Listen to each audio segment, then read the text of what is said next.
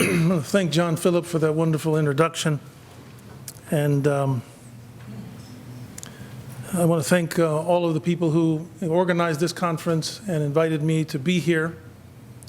I do feel moved to be with you tonight in this place, reflecting on this story and this theme about bridging cultures.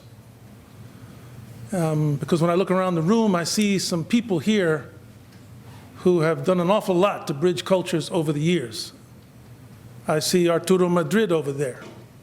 And Arturo Madrid has been one of the warriors in higher education in this country, breaking down walls, not just building bridges, but breaking down walls so that, well, to tell you the truth, he gave me one of my fellowships when I was just a young PhD student, helping generation after generation of young scholars who, like myself, when we came to the Ford Foundation interviews, weren't sure how to go through it. Didn't grow up in societies where we were prepared for those kind of interviews. Didn't know how to tell our story and to sell ourselves and to put our work forward. But we had Mr. Madrid sitting across the table, beckoning us to cross the borders of our minds so that our work and our heritages could come to make a difference and play an important role in education in this country. And so I'm very grateful to be here again with Arturo Madrid, and I'd like us to give him a round of applause for that great contribution that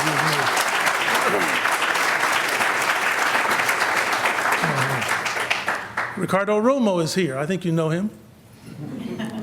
Many, many years working at the top levels, the most dangerous levels of higher education, where there's a greater risk for people in the positions that he has stayed in and thrived in than any other position in higher education.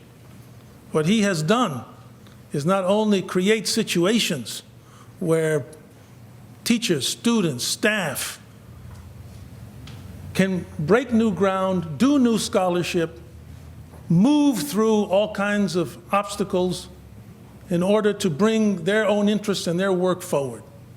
And so we're very fortunate to have these two warriors here with us tonight, who, even though they've been warriors and they've been hit a lot, they look pretty good. They look like they're hanging in there pretty good. I also want to thank William DuPont, the director of the Center for Cultural Sustainability, Dr. Harriet Romo, and all of you who have put this together. I think the other thing to say at the beginning of my talk, which has been referenced already a number of times, is that this particular gathering, which is reflecting on things from postcards, to billboards, from architectures on both sides of the borders, to all kinds of topics, is taking place just after a national catastrophe has been averted.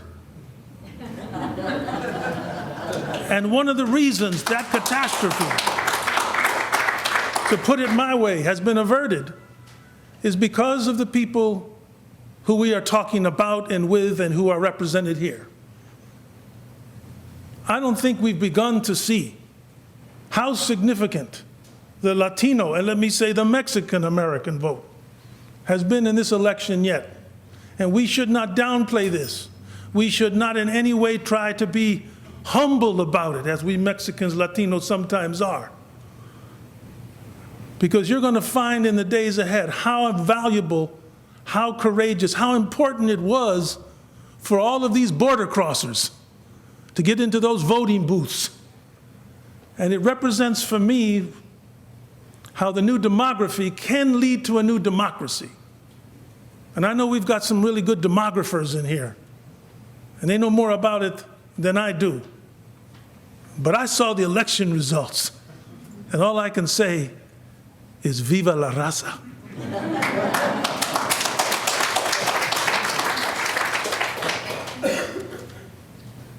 Also, thank you to Claudia Guerra for all the work that she's done in helping us out. The title of my talk is A River Runs Through It, Deep Heritage, Disjunction, and the Choices of Hope. And let me say that in listening to the presentations today, where people are focusing so intensely on this borderlands that has been defined, and I want to read something about it in a minute. I mean, it's clear to me in some ways I'm an outsider to the reflections going on here. And as an outsider, I'm glad to learn an awful lot and realize there's an awful lot more to learn. So I approach this topic and this conference as a historian of religions. I'm probably the first historian of religions to speak in this conference. And as a historian of religions, my interest and my approach to crossing borders and bridging frontiers is someone who's interested in sacred space and how human beings discover and create sacred space through their rituals, through their memories, and how sacred spaces attract people to come and give gifts at those sacred spaces. How people come and give gifts and make exchanges and go on pilgrimages to come to those sacred places. That's what I study. And I also study how people who've come to a sacred place, who've come to a shrine, who've come to a place where a miracle has happened, what it is they take away back to their communities, what's called the centrifugal power of a sacred place. And so my reflections on, bridging cultures really comes from that perspective. And it may hopefully offer something fresh to what has been presented in such impressive and detailed ways this afternoon and this morning. Now, I also prepared this conversation and this contribution with the students in mind. How many students are here? Let me see the students. Okay, a lot of good students. I mean, it's about you. I mean, it's very much about you. And so a lot of what I have to say, I put together with you in mind. One of the things that what I want to do is combine sort of two styles of approach. I want to talk existentially. I'm going to tell you some stories about me, stories about my family. Because I want you students to realize your stories are important. Stories of your families, story of your individual life is important.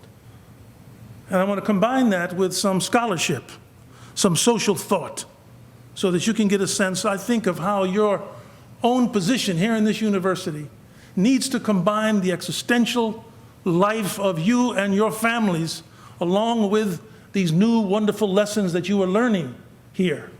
Don't sell short your own story. Don't sell short the stories of your families, because that is the future, and that is so important for your own humanity and the future of this democracy. Now, let me just make a comment at the beginning on the title and the description of this conference. I don't know how many of you have read it, but I read it. And what it says is, Bridging Cultures has a subtitle, Assessing the Cultural Heritage of the Rio Grande / Rio Bravo Borderland.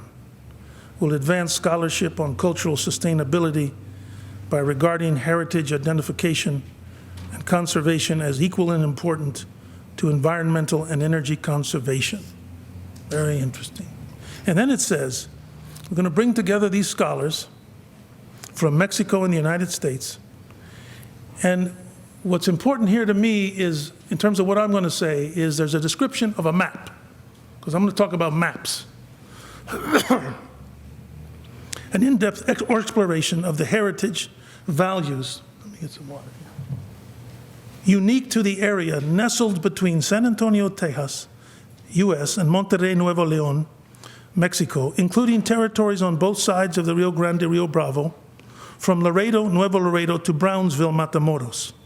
Shaped by the commonality of historic experiences, the cultural identity of the region merits attention because it transcends borders. The objective of this conference is to produce a picture of cultural identity that can be appreciated and respected as an asset and one deserving to be sustained. As an asset, one deserving to be sustained. And what I like about that, and the papers that you heard this afternoon and this morning, is that it seems to me we're talking about two ways of bridging cultures. We're talking about bridging as a verb, bridging cultures, bridging the cultures. But to me, we're also talking about bridging as an adjective. That is, we're talking about cultures that are bridges.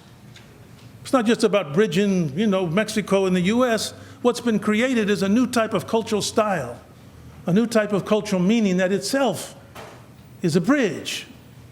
It's like if you say, well, we have a talking culture. Well, we got a bridging culture here. And if you want to see an example of the bridging culture, think again about the significance of this election. Who would have thought 10 years ago that the Latino vote in this country would have had such an impact, a crucial impact, on a moment where it could have been tipped in either way? So I like this idea of the two ways in which the bridge can be worked, the way it can be worked. And I see that reflected in this image from George Yepes, a Los Angeles artist. And it's called Boxcar. And what you see here is something that you all are familiar with. You see the image of three men. Actually, it's one man in three different stages, while he has been trapped in a boxcar out in the desert. And at first you see him looking through the slats of the boxcar over there on the right. And he looks strong, he looks ready, he's ready to work. And in the middle picture, all of a sudden he realizes he's trapped. He's amazed by what happens to him when he comes into Los Estados Unidos de America. And then you see on the left his destiny. He is part of the Day of the Dead. He's a skeleton. This is what happens to so many of these people. And so George Yepes wanted to put this on the front of a play. This was the playbill for a play, which was about people being stranded in those boxcars out in there in the desert. So I want you to take a look at this image, because I'm going to show it again at the end. Because you see, it's not just looking through the slats of a boxcar. That's the Rio Bravo that's winding through the picture, because a river runs through it.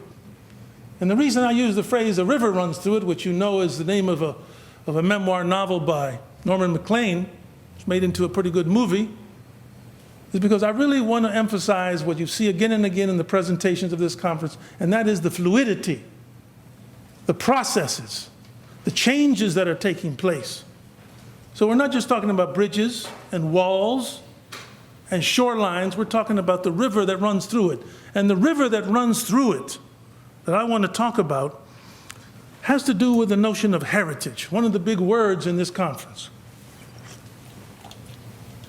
Now, as a historian of religion, look at heritage this way. Heritage, when you go look it up, and I said, let me look up heritage. I use it all the time. Maria Luisa is involved at Harvard in what's called Spanish heritage language. What is heritage? Well, look, heritage is a gift. John Philip, he's talking about a gift of a portion of something. It could be land, it could be language, it could be food, maybe the saints. A portion of something is given as a gift to someone. Who is the someone? You students. It's the next generation. It's given to you. Just like Madrid gave it to me. It's given to you. And it's given to you as a gift. And when that gift comes, as in all gift exchanges, as anthropology will teach you, there's an obligation. Gifts are given, and there's always an obligation. You know what I'm talking about. You give that gift at Valentine's.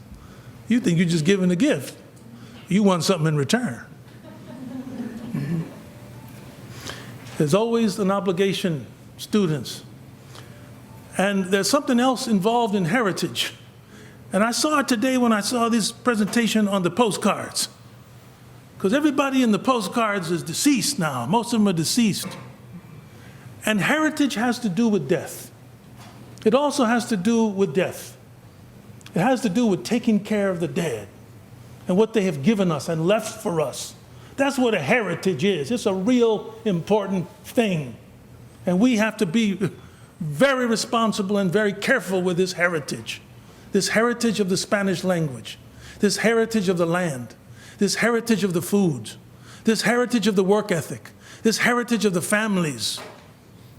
You're going to talk about what's going to happen in the future? What is going to happen in the future with these Latino cultures? What are we going to become? Are we going to carry this heritage forward? Or are we going to sell out to the tremendous allure of capitalist style? It's got a tremendous allure. Will, in 20 years in this country, will some of the things that we heard today in the presentation, will the Mexican family in the U.S., the marvelous things about Mexican families, will they still be thriving? Or will there be a whittling away of this style, as has happened with so many other ethnic groups? So this heritage thing, this seems to me is really crucial, because we don't want those people who have passed away, for all the things that they gave us, to have passed away. I don't think Latinos and Mexicans want that. So let's think about heritage like this.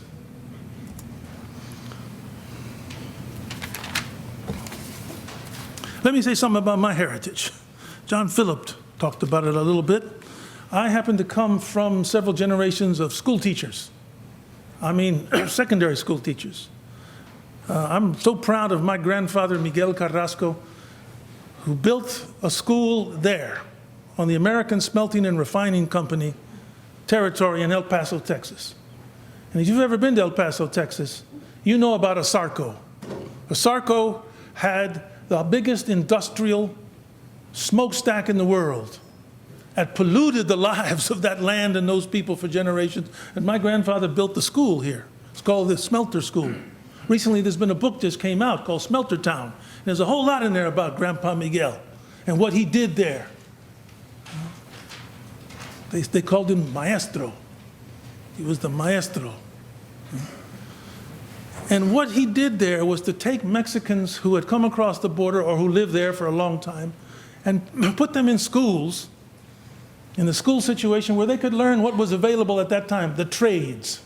They learned the trades. And I grew up with my grandfather telling me about this school and these trades. And I've always tried to tell people when they introduce me and say, look, you're from Harvard. Hey, man, I got my PhD at the University of Chicago. I'm not a Harvard man. But Harvard's okay with me. But here's the root. Here's where my educational values came from. They came right down here in these Mexicans who were smelted. And I think that's really important for people to understand some of the issues that we heard today in some of these presentations about our peoples. But the real teacher of crucial things to me when I was young, this is my grandmother and grandfather. My grandmother, Carlota, came from the Copper Canyon. She came from Batopilas, which is at the bottom of the Copper Canyon. And she came out of there when she was a teenager. She went to Chihuahua City. There were some Protestant missionaries down there messing around. She became part of the Protestant church. She went to the Mexican border, met my grandfather, who was an orphan, in El Paso, in a church. And they raised my father and his two brothers. And my grandmother, she taught me great things. And I remember one of the big lessons for you students. My grandmother, you see her there, she had this wonderful skin. And as an old lady, she had the most beautiful skin. And we went to her, the grandchildren went and said, Abuela, how do you get such wonderful skin? And she says, oh, I have a secret ingredient. And oh, that really interested us. And we got close. What's the secret ingredient? And she leaned forward and she said, oh, look, the secret ingredient of my wonderful skin is prayer, prayer, and prayer, and good cosmetics. Good cosmetics. Now, I took from that story not only this idea that prayer and worship and devotion to something outside of yourself that is giving you a message of goodness in life is important, but also you got to know about the cosmos. You got to know about cosmetics. You got to know about science and technology.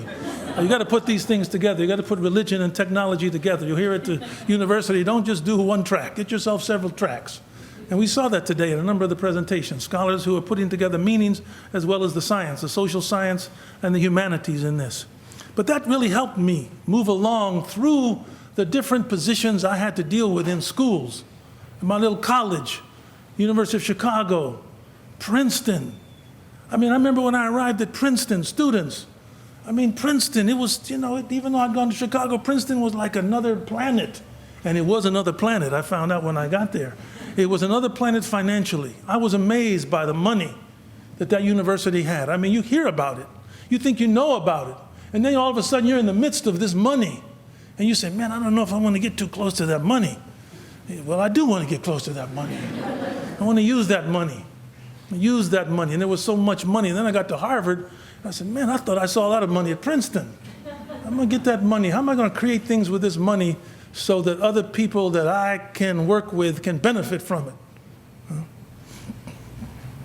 And my grandmother, she told me, prayer, prayer, prayer, and good cosmetics. And all this prepared me. This is what John Phillip, I want to talk about how I approach this whole question of bridging cultures. I'm trying to be existential at this point for the students. So when I was 13 years old, I lived in Mexico City. My father was invited by the Mexican Confederación Deportiva Mexicana to prepare Mexican coaches for the Olympic Games. It was the biggest international thing that had happened in Mexican history, modern Mexican history, with the Olympic Games. And Mexico really wanted to do well. And Mexico knew it wasn't going to be able to compete for the medals at a high level in the athletics. And so they created, for the first time in Olympic history, something called the Cultural Olympics, where they brought in musicians and sculptors and dancers from all over the world. And of course, Mexico could compete in that way. And Mexico competed very well in both. And my father was the Olympic attaché. He was the person chosen by the United States to be the go-between, the bridge between the Mexican government and the U.S. Embassy there. And I went with him, and I learned. Now, let me tell you what I really learned there, because this comes back to this culture and the meaning of the people here in the room.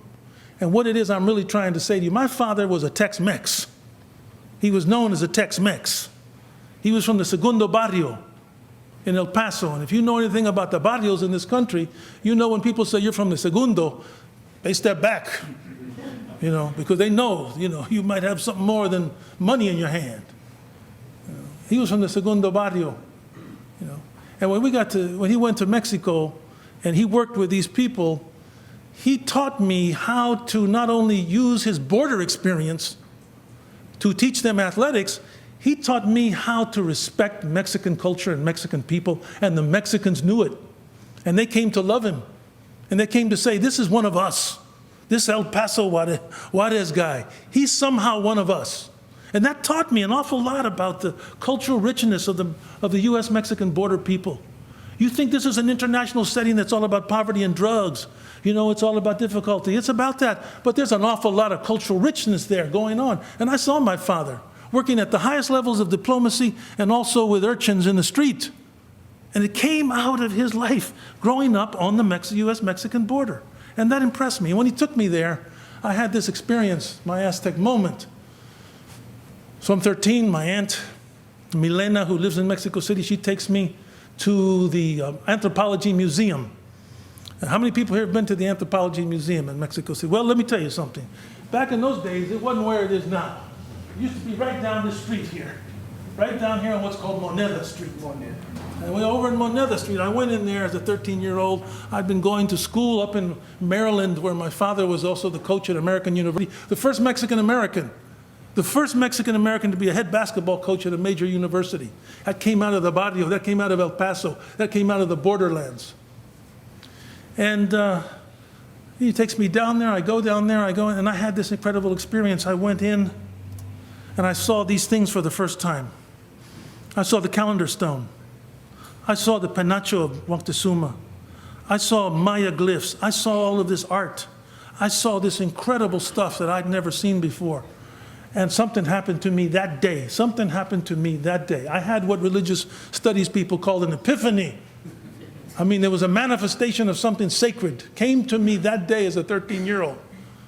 And I remember feeling really dizzy. I felt like, what is this? I went out into the Zocalo and I walked around. I remember this. And while I was in the Zocalo, students, I had these two competing feelings come right up to me and grab me by the throat. The first feeling I had after walking through this hall, this is the Aztec Hall, was one of shame. It just came right up in me. And I realized I had been raised in these schools, and I'd seen movies, and I'd digested the culture. And the culture had said to me in so many overt and covert ways that deep Mexican history didn't matter. That Aztec things could not be compared to the Greeks and the Romans and the Chinese and the Egyptians. It said that if you wanted to understand civilization, If you wanted to know the shape and the origins of civilization, if you wanted to know the cultures that created cities and writing and art and social stratification and markets, you ought to go study those cultures. But don't look at Moctezuma's Mexico. That's a place of jokes. That's a place of revenge. There's some curios. They got some hot chilies. They got some attractive women, but that's about it. And I realized I had been carrying around this shame at my own Mexican background in me, even though, I wasn't so aware of it until I saw these things. But students, the other thing that came up in me at the same time was this competing feeling of tremendous curiosity and pride. And I began to realize, this is worth knowing about. This is really important to know. There's something there's something going on here that I have been told again and again doesn't measure up. And I began to realize, no, it measures up. It not only measures up, it's really important. Years later, I went to the University of Chicago, and what I discovered at the University of Chicago by the best urban geographer in the world was that there's 7 areas in human history where people have invented cities. 7 places where human beings invented cities without copying those cities from other civilizations. Northern China, Mesopotamia, Egypt, the Indus Valley, southwestern Nigeria, Peru, and central Mexico. That if you wanted to know something, not just ethnically, if you wanted to know the big issues about how human societies came to be organized, how people cooperated and how they competed, and how they created long-distance trade and science and great cosmologies, Mexico was one of the places you could go. Now, if you happen to be a Mexican-American like me, it made my heart beat real big. But even if you weren't, it made your mind really interested. And that was my Aztec moment. But the Aztec moment was not that I was an Aztec. It was as a 13-year-old that I was much more ethnically complex, with great traditions on both sides than anyone had ever allowed me to think. That my complexity as a mestizo, that my complexity as having roots going back to Batopilas and to Tenochtitlan and to parts of Europe because my mother is Anglo, that this complexity for me was a tremendous richness that I was going to somehow have to bridge in my life. I was going to have to bridge these cultures. And I did eventually when I got to the University of Chicago, and I was able to put new understandings about this together. And I realized, and as I tell my students, go Egypt, it's fine, Rome, Greek, that's great stuff. But the Nahuas and the Mayas and all of these other traditions down there, these people are as fully human as any of the others. And for those of us who grow up in a society where racism is part and parcel of what we get through the media when we're children and grow up, and in jokes, this meant a lot to me. Because it meant to me that I didn't have to go around diminishing some part of my family and my humanity just because of the racist traditions, the ignorant traditions about the key issues, which for me came to be, how did human beings come to cooperate and utilize their own interior and exterior resources to create what we live in now, which is the world of cities. Mexicans invented cities without imitation of any other cities in the world. Now, what this did for me, in terms of what I wanted to bring to the students here, it did 3 things for me that I figured out in the years to come. First of all, it made me realize that there was an alternate narrative. There was an alternative narrative to the one that I had been learned and was teaching, and is still taught in these schools about the Americas. That the American story wasn't an East-West story. It started over there in Plymouth Rock and Boston and Virginia and swept to the West Coast. In a very short time, by the way, they grabbed a lot of land real quick. No, that wasn't the story. There was an alternative story that you see here. All of a sudden, there was this cultural depth, this sophistication. There was this civilization. And this was worth knowing about. This was worth understanding, this alternative narrative. This was an urbanized world with cosmic and ritual sophistication. This was a world that in John Phillips' language had ghosts.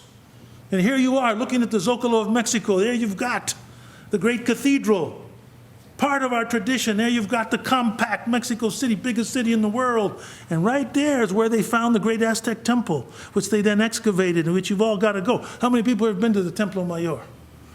Okay, that's good. I won't ask how many you've been to Paris. I hope there's more people have been to the Temple Mayor than Paris, although Paris is all right with me. You see. Now, this narrative, this taught me, first of all, that there's an alternative narrative about our America. And it's right down here in the borderlands, and it's all through the borderlands of Mexico. I like this picture of my friend Carlos Fuentes, who just passed away.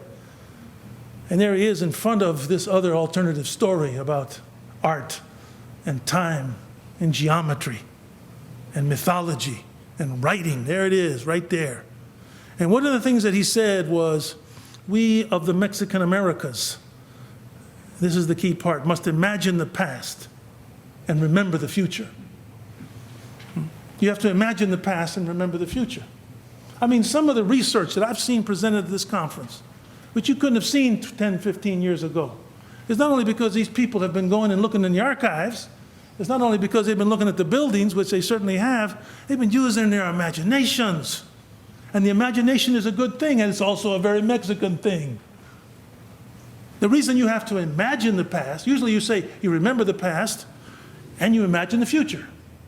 And here comes Fuentes and he says, oh no, you imagine the past. Why do you imagine the past in Mexico? I'll tell you why. It's called colonialism.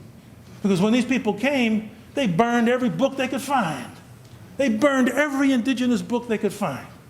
I mean, they burned thousands of books painted by the indigenous artists, thousands. Only 15 have survived. Only 15 of the indigenous pre-Columbian books have survived. So how are you going to remember it when it's all burned up? You have to imagine it. You have to use other resources.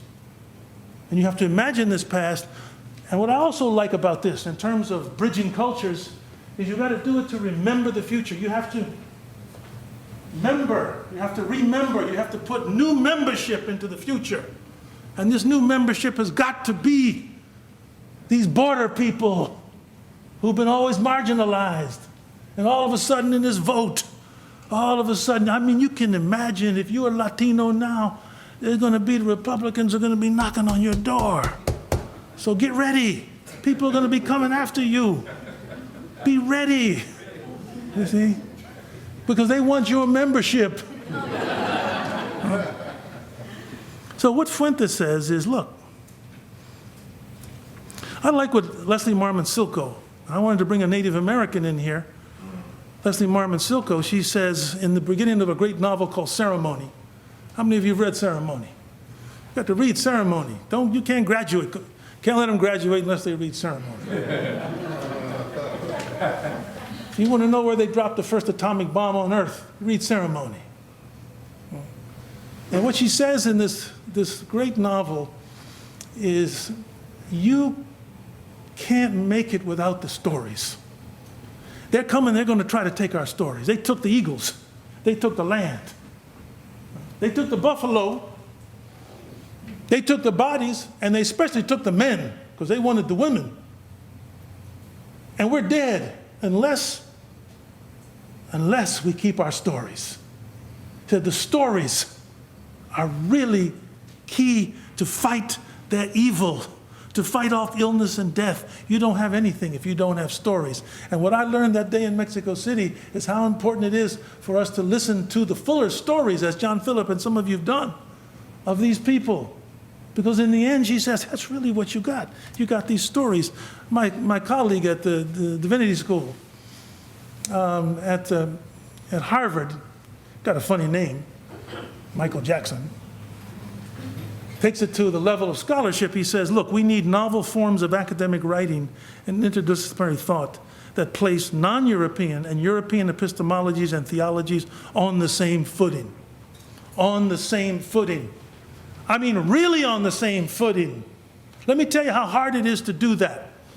If you listen to John Philip today and some of the other people, if you get to know Arturo Madrid, someone like that, you're going to hear him when they talk. There's going to be a little reflection of something that was called liberation theology. Liberation theology. One of the most important theologies of the last part of the 20th century. And you want to know where it came from? It came from the black community, James Cone, and it also came out of the Latin American community led by Gustavo Gutierrez.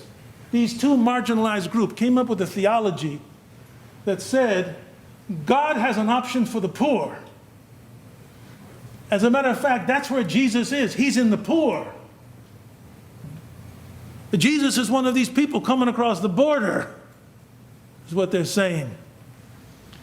And I want you to know, people in academia, people in the church, took everything they could to take that theology off of the same footing with the other theologies. They've done everything they can to say, this theology, which listens to the Indian, which listens to women, which listens to Mexicans, which listens to Africa and Africans and their poverty and their suffering and their stories, we got to do what we can to diminish it. We got to do what we can to make it disappear. And it's going to take people like the ones in this room to understand this. So you can really put on the same footing. Now, I know about this, because I went to the University of Chicago, and then I went to Princeton, and then I went to Harvard. And I know there were people walking around saying, Carrasco's not on the same footing with us. Oh, he's got that funny name. He's got, this little style of his. He's kind of miscegenated. When I was a kid, they called it miscegenation. And I run into it all the time. But, it doesn't bother me. Because I went to the University of Chicago. One of the things I learned at the University of Chicago is that I don't have to back off from anybody intellectually. And neither do you. And neither do you. So it's not easy to get on the same footing. It's not easy to get this other narrative of bridging cultures really going, because there are going to be people all around. A couple years ago, I had a debate at Harvard. Maybe you heard about it, with Samuel T. Huntington. Samuel T. Huntington wrote a book. He wrote a book, called The Clash of Civilizations. No bridging cultures for him. No bridging cultures for Sam. And in this, he's the one, as a matter of fact, I will guarantee you cannot, in the next month, listen to anybody, Fox, CNN, they will use the phrase clash of civilizations at least 5 times. And the clash of civilization basically said, no, we're not going to have any of this bridging between, in this case, Christianity and Islam. Well, he wrote another book. And the other book was about, who we are as Americans. And he took that same argument about the clash of civilization, only now he zeroed it in right on the people in this room. He said, what we have is a clash of civilization right here in the United States. And it is between, not the minorities and the Anglo-Saxons, it's between the Mexicans and the Anglo-Saxons. He makes a list of all kinds of social problems in this country, and the Mexicans are at the top of every list. He makes a list of all the creativities in this country. The Mexicans are at the bottom of every one of those lists. This is a Harvard professor. This is a Harvard professor everybody listens to. When I was going into the debate with him, I went to another colleague of mine, and I said, look, I got to deal with him on the same footing.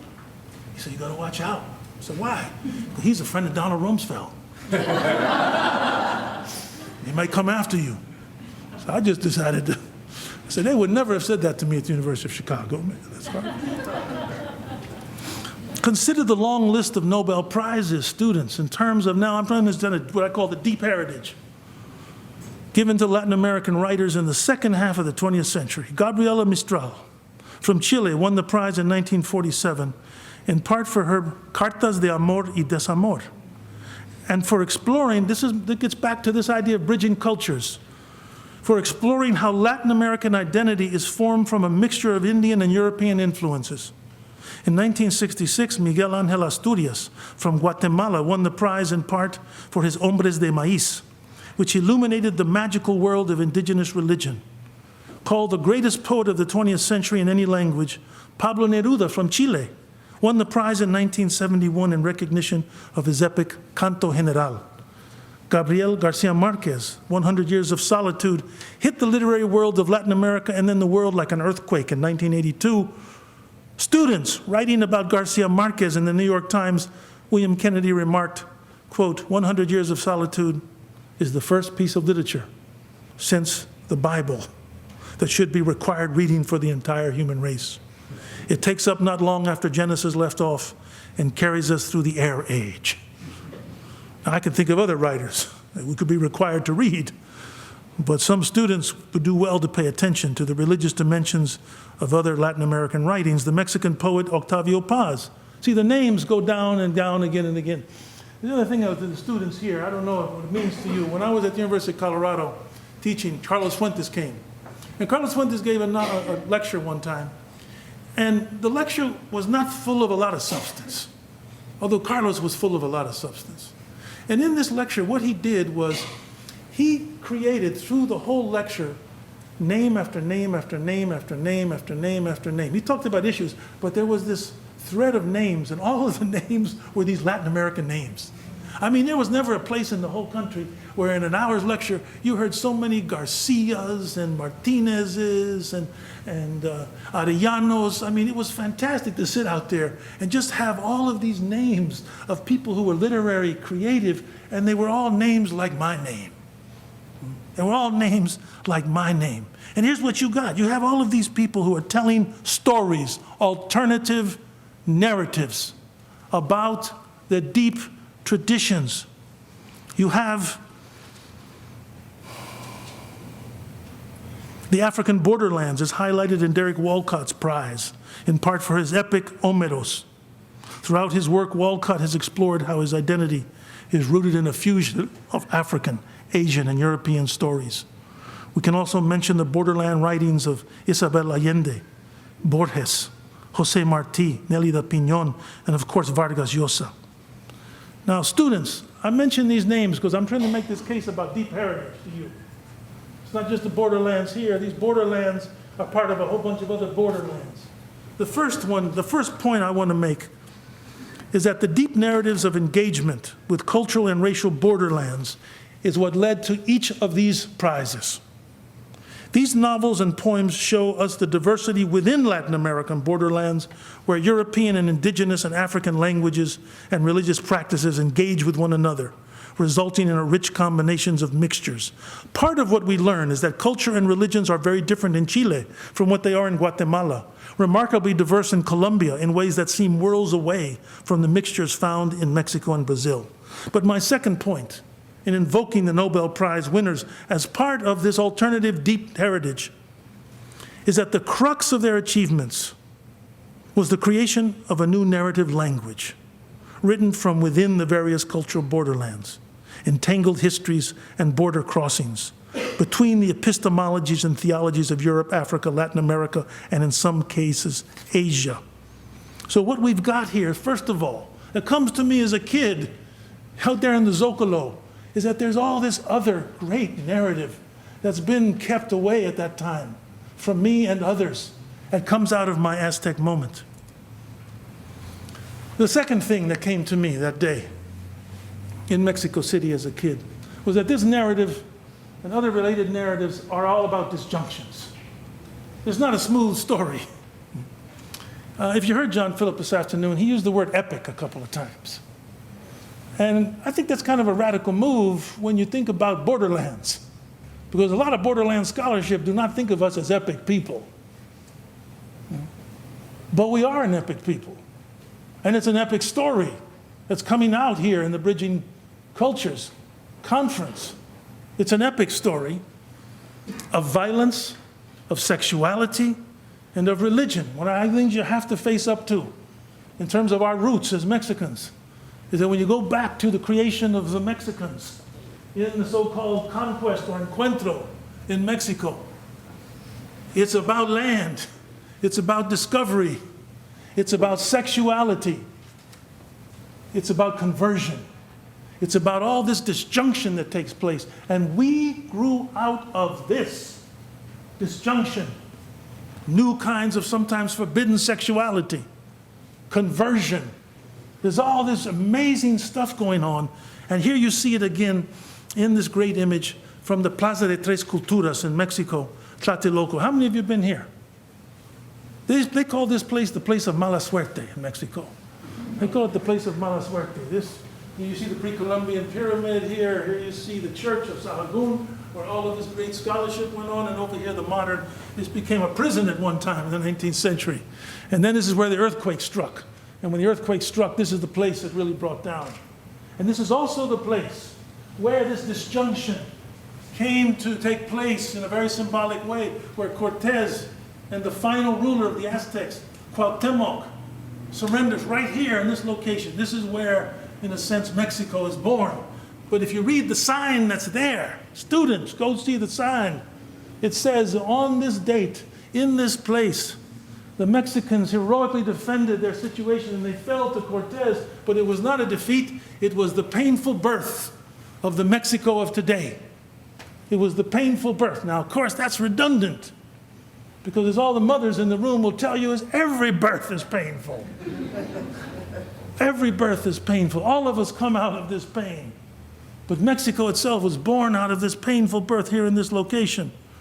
And it's very important to know, even up here in the borderlands, that what you have is, in the conquest of Mexico, is this creation of a new story of Spanish conquest and Spanish defeat, which is also left out. I just finished a book a couple years ago. I redid Bernal Diaz's book on the conquest of Mexico. I read the whole thing, because we always get the abridgments. And when you read the whole thing, what you find out is the Spaniards were losing all the time. 80%, listen to me, students, 80% of the warriors who fought with Cortez were other indigenous people. This was a rebellion. 80%, you understand? Not 30%, 80%. This was as much a rebellion, an inner rebellion.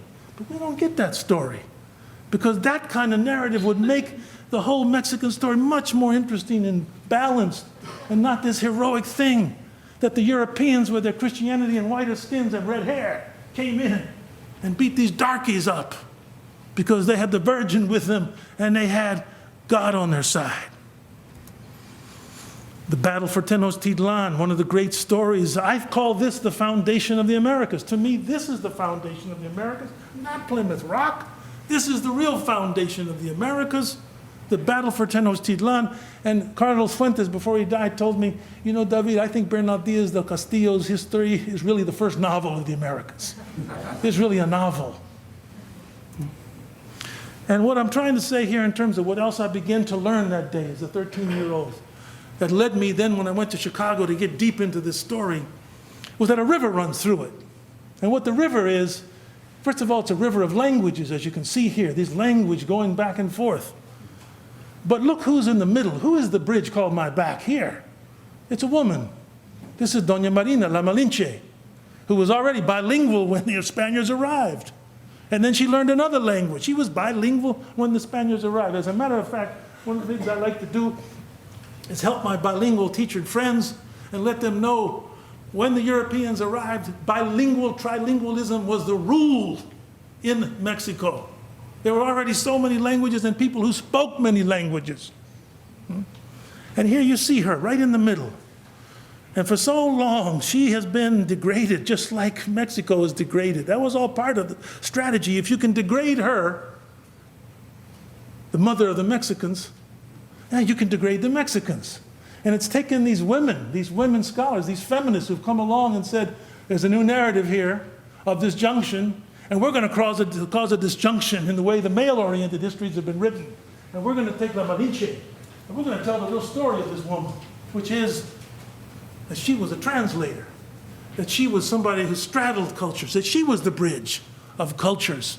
And therefore, why aren't we thanking her again and again? This itself, it seems to me, was the second vision. Another part of this that came to me that I'd like to emphasize is this whole idea of the color line. And here I come to a topic that is I have an issue with my African-American brothers and sisters who I'm very close with, who I grew up with. We know that W.B. Du Bois, the great philosopher, he went to Harvard, wrote this great book called The Souls of Black Folk. And in this book, he said, look, man, let me tell you something about the 20th century. He wrote it at the beginning of the 20th century. He said, the problem of the 20th century is the problem of the color line. It's the color line. Now, he meant color lines of all kinds of colors. But it has been then interpreted as that the problem of the 20th century was the problem of the blacks and the whites. And that was a big problem. I grew up in segregation. I know how big that problem was.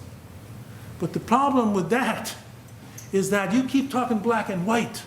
You keep talking to race, and you don't deal with race mixture, and you don't deal with race heredity, race hybridity, and you don't deal with the castas, which we saw some today, then the point is you're leaving out the story. See? Now you can come to me and say, look, man, I'm a chemist, I don't care. Well, all right, that's fine. You go do your chemistry. But if you tell me, I want to know what happened, I just want to know what happened, well, then we ought to find out what happened.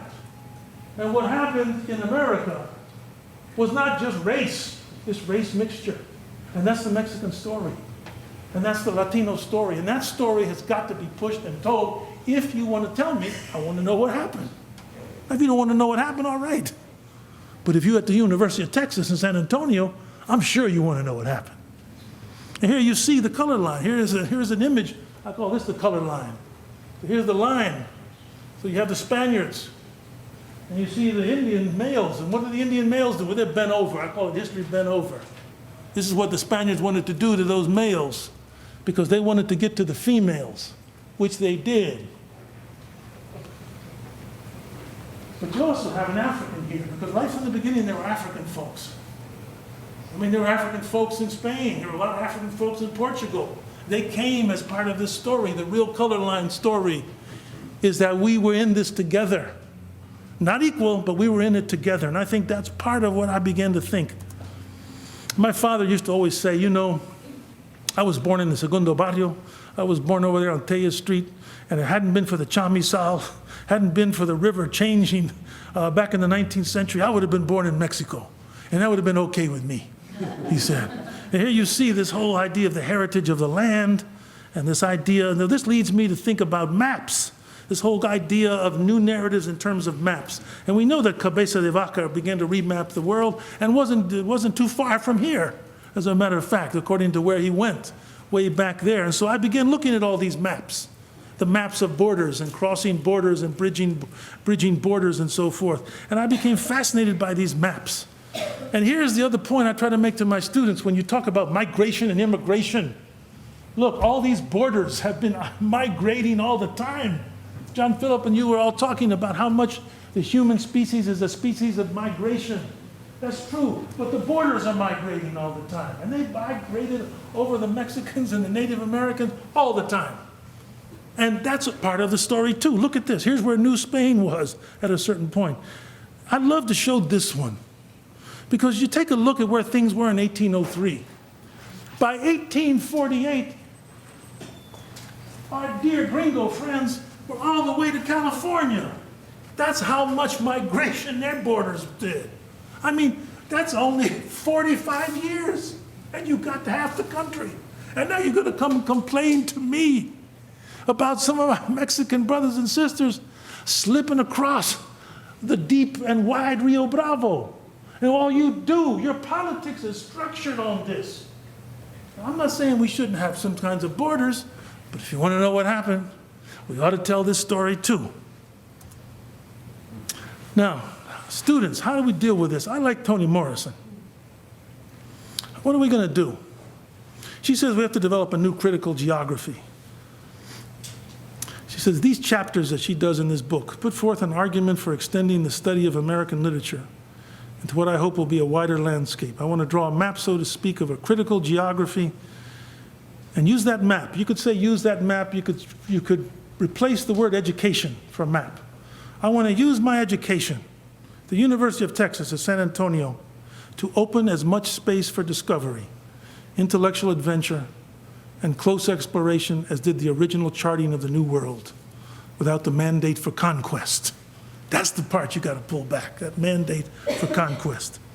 I show this to my students, and I show it, and they think at first, well, I made a mistake. And I didn't make a mistake. I put it like this because look how different history and geography looks when you put the map this way. There's no way you're going to look at this and think things moved east-west. You just can't. Not only that, you look at it this way, look how close things look. Everybody's close, moving around in all kinds of directions. And this is the way you got to start thinking about your history and the geography of things. People are moving in all kinds of directions, not east and west, like Samuel Huntington and these other people wanted us to think. Of course, I wasn't the first one to think of this. Magoo, the Los Angeles-based artist, may he rest in peace, showed me this painting he did, turned upside down. And there you see the Latinos having a good time with their lowrider. And there's a little conjunto where the girls all got blonde hair because they're trying to assimilate. But you see kind of the foundation is the Southwest. So why wouldn't people then come to think about the greater Southwest and places like Aztlan? Well, let me just tell you very briefly, students, about a tremendous opportunity I had when I discovered that indigenous people had their own maps. That is, their own narratives of disjunction, long before the Europeans came in with their maps. About 10 years ago at Harvard, I was lucky to be invited by a woman who owned this map, a very rich banker. She wanted a study done of this incredible document that was painted just 20 years after the conquest by indigenous painters of their own community and their own world as they mapped it and as they wanted it narrated. And this remarkable, let me see, can I get this to move around at all? No, let me see. This remarkable narrative has the very best image ever of Aztlan ever painted in it. 1540s, these individuals are talking about an origin story, and they're painting Aztlan, so important to the Chicanos, to the Mexican Americans. And when I went to her house in Mexico and I saw this map laid out on her dining room table, and I began to look at it because she wanted to know if I could read it, one of the first things I saw was Aztlan, similar to the one that John Phillips showed today. This has the best image of Aztlan in 1542. There is an Aztlan. It's right here in this place of 7 caves. What I began to see in this was a journey to the city, a place of origins, sacrifices, sacred bundles. Here is one of the early warriors, women warriors, probably a precursor of Malinche herself, leading the ancestors out of the cave of origins, out of Aztlan, out of Chicomostoc. And there's a journey that goes on through places of cosmic barriers where people have all kinds of amazing stories. But what I began to see in here was multilingualism, multi-ethnic groups, fighting and cooperating as they went across this landscape of border crossings, storms, people falling into the earth in earthquakes, and coming to bridges that they make themselves. Here is one of the great images where you have the Toltecs dressed up in that fancier city clothes, and the Chichimecas, and they've made a bridge by laying down their staffs so that they can negotiate on the bridge. So people were bridging cultures back then. There's the Tree of Paradise, where individuals move from this level to the other level of the universe. There's marriages and sacrifices and new families being made. And there's also then the coming together of the two great religious traditions, Christianity and the indigenous temple. Now, one of the things that's so interesting about this map, in terms of this idea of an alternative story, students, is that this is painted in 1542. Spaniards are all over the place. Some of the people painting it, they're already Catholics. But when they paint the story of their own families, of their own migrations back and forth along the borders, there's not a Spaniard in the story. And the reason there's not a Spaniard in the story is because their story is not about Spaniards.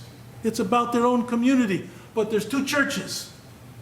Because one of the things they did like about the Spaniards was the virgins that they brought, were these holy mothers. And the reason they liked these holy mothers is because they had their own holy mothers.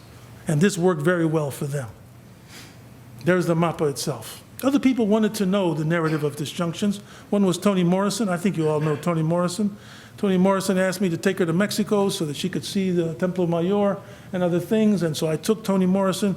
But right before we left, she said, hey, listen, you think it's possible that I could meet Gabriel Garcia Marquez? And I said, sure, we'll arrange that. But I didn't know Garcia Marquez. So I said, what am I going to do? But I wasn't going to let her back out of the trip. So I called up my friend Carlos Fuentes. See, this is another one of those Mexican things. I said, Carlos, she wants to come, but she wants to meet Garcia Marquez. I don't know him. He said, you're in luck. He's my best friend. We'll have dinner at my house, which we did.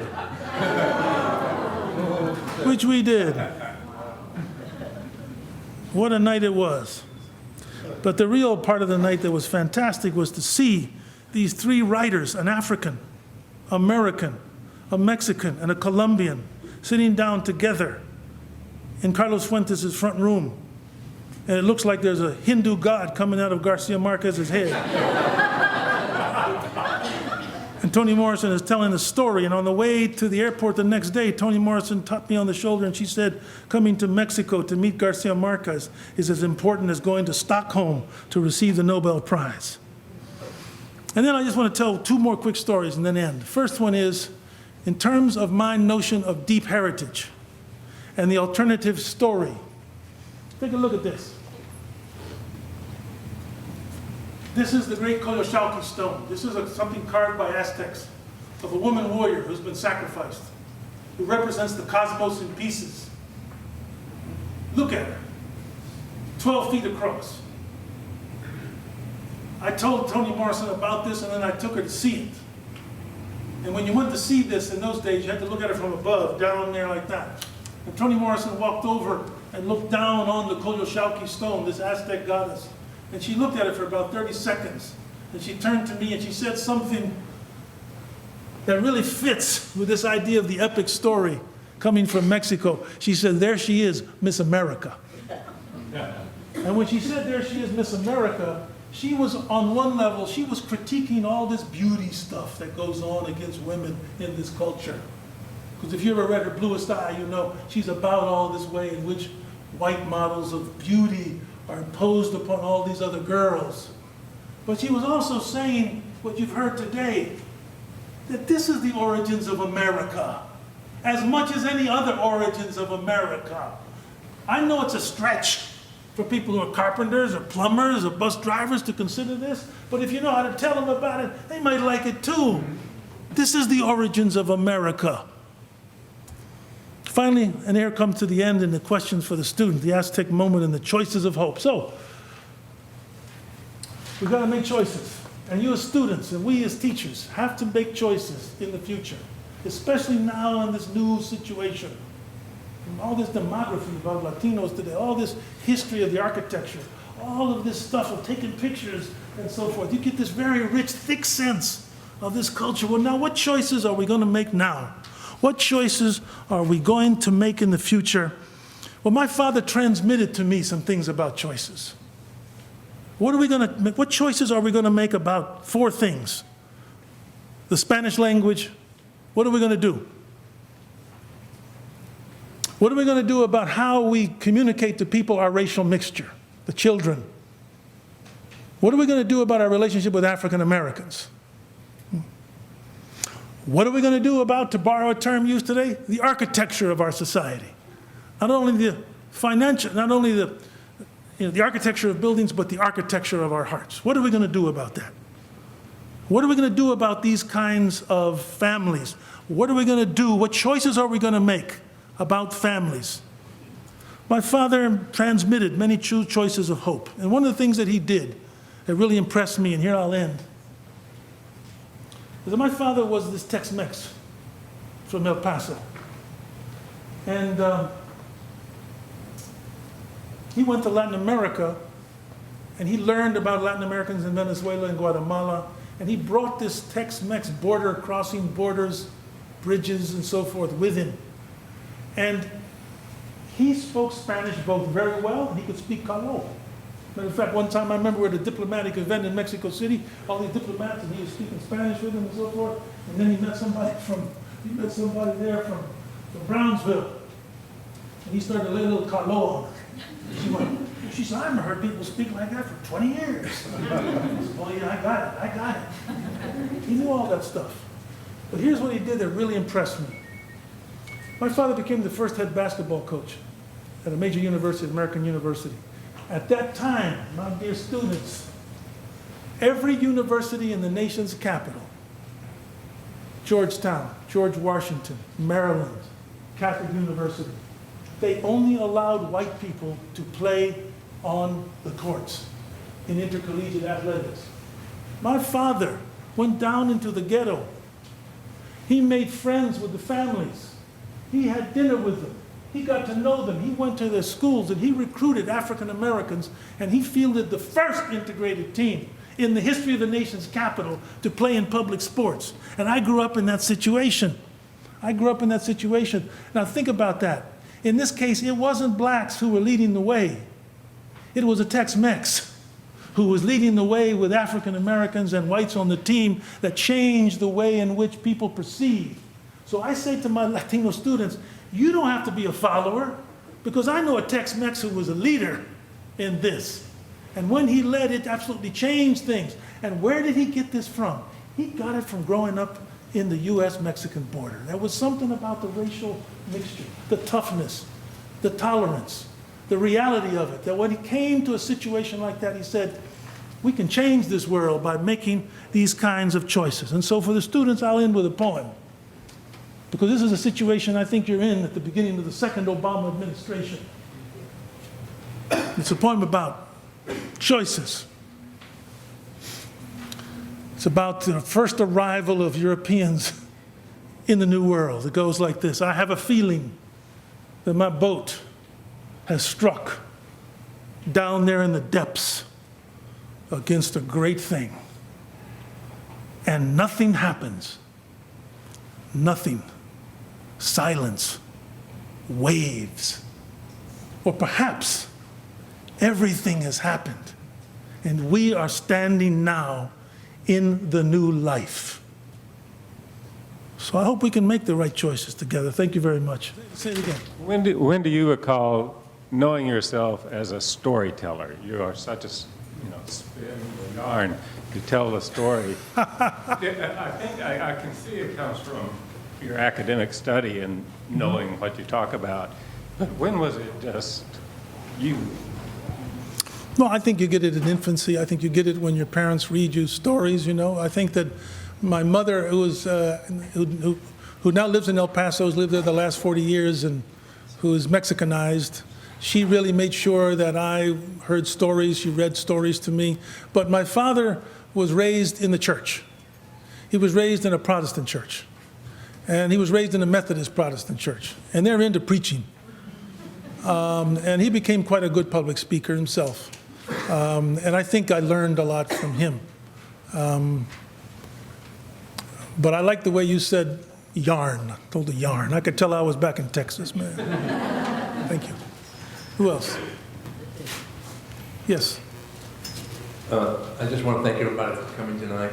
I'm Ricardo Romo, President. Privileged to be here with you all.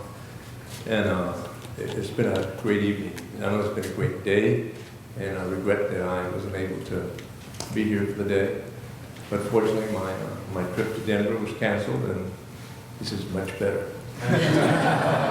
So I don't have a question. David, I just want to thank you for making time to come over to San Antonio and being this wonderful group of scholars. We are indeed building an outstanding great university. It's not like an Aztec temple or anything, but we are building something fabulous that will last for hundreds of years. I want to mention something about how you started, because we met when you were at Princeton. So in right before I got here, 99, 98, George Yepes and I come into contact, and he says, I've just got Carrasco committed to this project, and I'm going to paint all of these pre-Columbian pieces and other things.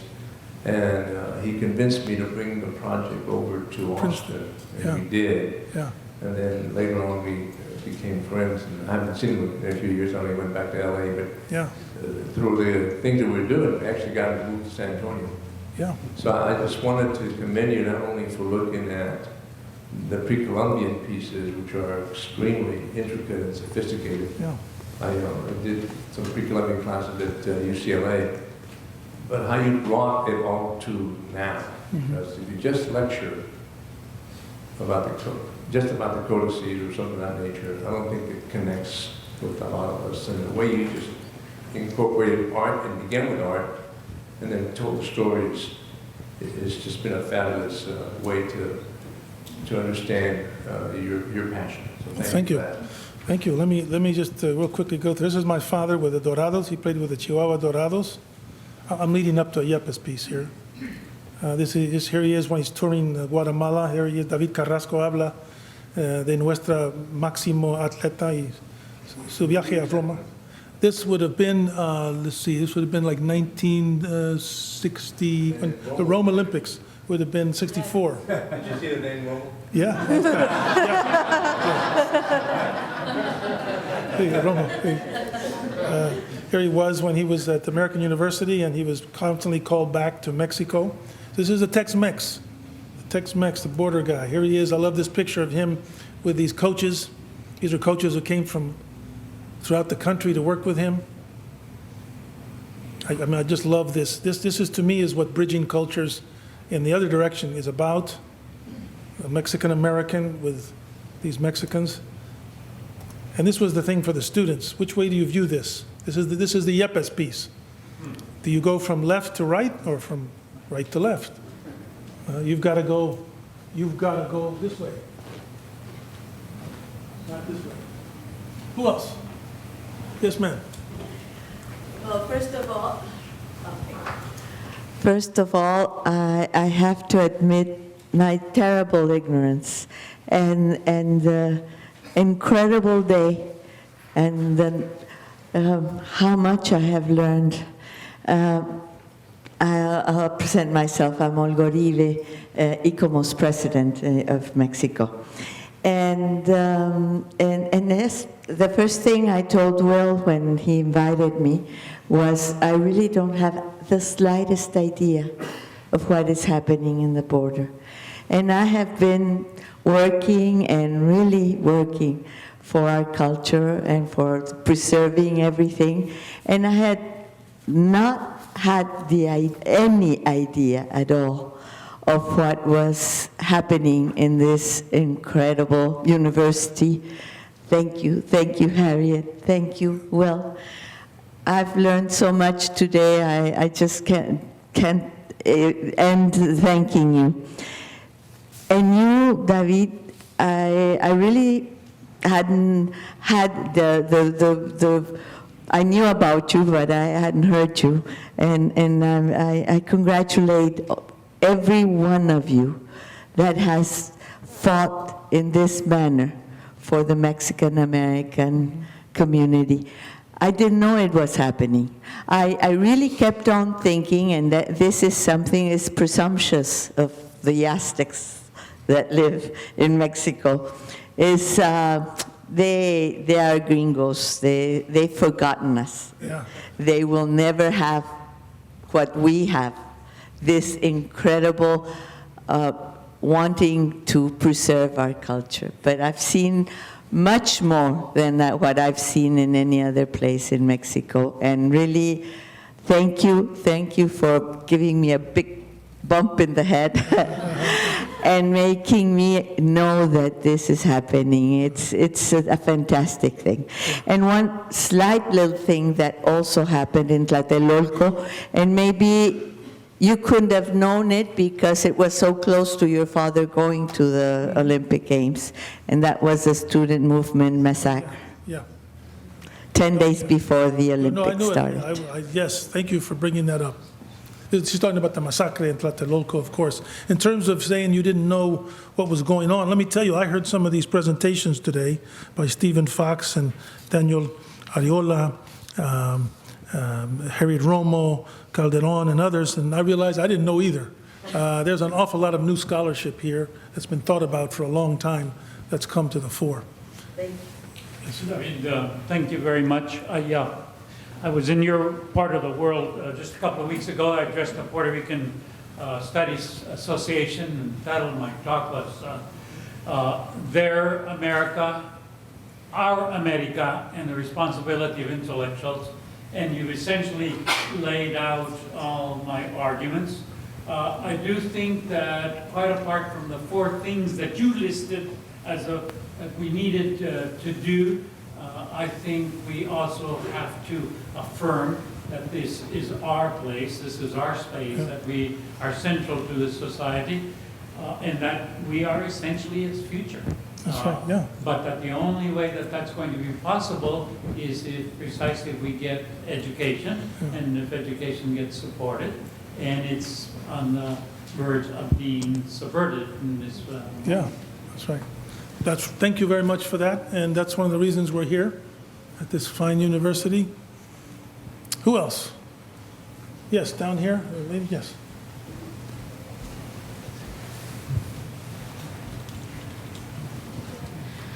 As a biracial Chicana that also grew up on the border, your story really struck a chord with me of going to the museum when you were 13, having that epiphany. For me, I feel like most of my life, I think I grew up with a shame of both cultures. Like my mother is Anglo, my father is Mexican. And in my mother's family, like her father wouldn't even go to my parents' wedding because he was Mexican. And then, you know, my father's family, I was always la gringa. So always like torn between the two. And I think for me, the epiphany came when I read Gloria Anzaldua's Borderlands. And that really touched my heart when I read it. Is there a piece of literature that you read that kind of struck you that way for the first time? Yeah, sure. I think that's great. I think, you know, to sing a song, one of the books I think I always teach is John Philip Santos. It's the best title ever, Places Left Unfinished at the Time of Creation, which is what we're talking about. The book that really impressed me at the time was, of course, Octavio Paz's The Labyrinth of Solitude, which I came to feel more critical about later. But when I read that opening chapter, The Pachuco and Other Extremes, and here's a Mexican, a great Mexican writer, starting with people, with Mexican Americans, who he only partially understood, that he was talking about my father's generation. And so that was an affirmation and a story that really became very important to me. So I would say, I also think, you know, Maria Luisa teaches it at Harvard, the House on Mondo Street. You know, there's so many jewels in that. There's so many things you can do with that, especially, you know, toward the end she talks about, you gotta come back. Once you leave, you better come back. And people who couldn't get out. Not just out of the body, but out of that kind of ignorance, that self-ignorance that I had. Yeah, I thought that was beautiful as well. I've read the Cisneros piece and Santos. So I think those books really are very important. And I mean, I would say those two books, the Santos book and her book, they're known, but it's partly because of this wall of resistance that they're not better known as American classic books that tell about the Americans. I think these are very important books, among many. Thank you. Thank you. Yes, right here. Hi, thank you. Hi, my name is Carla Mendiola. I'm a student at Southern Methodist University. I'm originally from San Antonio, so I joke that I'm studying abroad. And so for the past 5 years or so, I've been north, and then recently in Canada. So in coming back and reconnecting with Texas and all things Tejano and being here with this talk and all the presenters, I just want to say thank you so much for the organizers, the presenters, the participants, because I'm having a very emotional and visceral reaction to just being surrounded in this comunidad, in this spirit that's in this room and amongst all of us. Thank you. And I'm thinking about one of the panel discussions earlier of how organizations form when there's a need and for as long as there's a need. And given the recent election and this movement that you're talking about and the future that's coming to this many generations we have in this room, academically as well as chronologically, do you see any kind of perhaps organization to help keep this community going, or how we can keep this network more alive now with this kind of capture this momentum that, you know, before it's or as it's growing? Well, I'd like to raise that question for the group here. There's some people here. Going back to what Arturo Madrid said, you know, today as I was learning from these other folks about the history and the architecture and the culture and the topography and the, you know, the financial groups that are forming here, you have all this demography. My question is, how can the new demography lead to a better democracy? And I think that one of the things that, you know, I feel is that I don't think the leadership, there's enough articulate leadership, both males and females in the country, who are speaking out. You have to understand, they have to speak out to this new generation because they're getting so many other messages. It's not just leaders and demography, but I think there's got to be new leadership. We've got some who know, and I'd like to know what other people think. Are there new organizations that you think have leaders that are going to help us? Because, you know, this moment of the Latino vote, you know, it it could be subverted. You know, remember the Arab Spring? There's forces to come and mess it up. But there's going to have to be, you know, the educators, leaders here. I think campuses have always been very powerful places of intellectual and social change when the student body got the message and started to realize that they got power. And I think that's really crucial. But in terms of organizations, new initiatives, I'd like to, you know, hear what other people have to say about that. You know, if you ask me about Harvard, look, Harvard's way behind. Harvard's way behind. I mean, Maria Luisa Parra, who's here, she's become one of the leaders in what's called heritage language education. Big deal. Instead of having language, you know, everything, Spanish as a foreign language, people realizing there's so many students that come to the campuses who already have some Spanish. It's not the same as what the curriculum is speaking to. Now there's new leadership in that area, but there's got to be leadership in all the engineering. It's got to, I deal with a lot of business students, even Latino business students at Harvard. I worry for them. They get over there in the business school, man. They start shedding this stuff, you know. Say, hey, man, keep that, you know, keep those tamales on, man. Don't be, you know, I think there's a, yes. Well, our student body here at UTSA, our student government, registered 3,000 people or more to vote in this election. So we've got an active.